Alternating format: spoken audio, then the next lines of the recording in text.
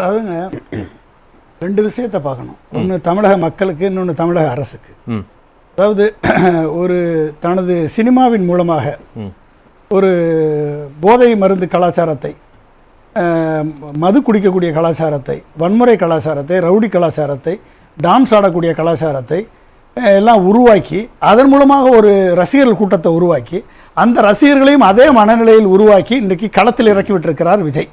இவர்களை இந்த டான்ஸ் ஆடுகிறார், என் குழந்தைகளுக்கு பிரியமாக இருக்கிற நம்பி போன பெண்களும் குழந்தைகளும் இப்படிப்பட்ட ஒரு கூட்டத்தை உருவாக்கி வச்சு அந்த கூட்டம் இவர்கள் மேலே ஏறி மிதித்து செத்துருக்காங்க. 41 பேர் செத்துருக்காங்க. இதான் நடந்திருக்கு.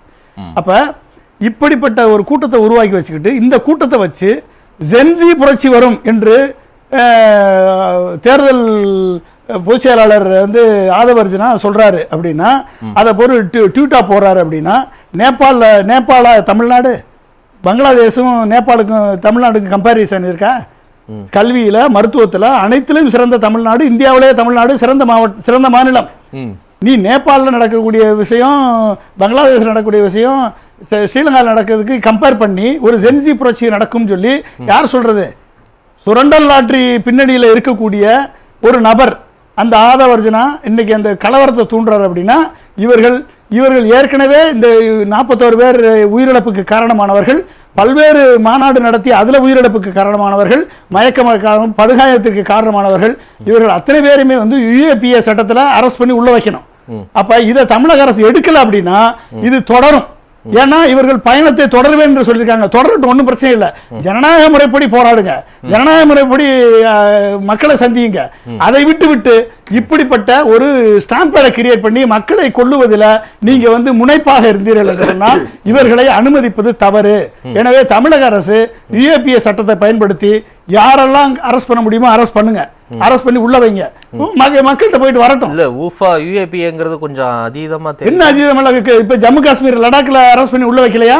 அதான் சொல்றேன். லடாக் தீவிரவாதத்தை, இங்க இருக்கக்கூடிய பிரிவினவாதத்தை ஊக்குவிக்கிறதும் விஜய் கட்சியில இருக்கக்கூடியவங்க பண்றதும். கலவரத்தை தூண்டுறது யாரு? தூண்டது யாரு? அவன் தான தூண்டினா. டெலீட் பண்ணிட்டார்ல. நீங்க டெலீட் பண்ணா போதுமா? இல்ல அந்த கருத்துல யாருக்கும் உடன்பாடு இல்ல. அப்புறம் எப்படி டெலீட் பண்ணா போதுமா? நீ அப்ப தூண்டிட்டு இன்னைக்கு அதனுடைய ஸ்கிரீன்ஷாட் எல்லாத்துக்கும் பரவிட்டு இருக்க. அதை பேஸ் பண்ணி அந்த விஜயினுடைய ரசிகர்கள் கூட்டம் நாங்க கலவரம் பண்ணோம்னு சொல்றாங்களே. அப்ப சைக்காலஜி டெலீட் பண்ணதுக்கு அப்புறமும் அந்த வழக்கு சைக்காலஜி எப்படி கிரியேட் ஆகுது? அப்ப நீங்க அமைதியா இருக்கக்கூடிய தமிழகத்துல இன்டர்னல் டிஸ்டர்பன்ஸை கிரியேட் பண்றீங்க.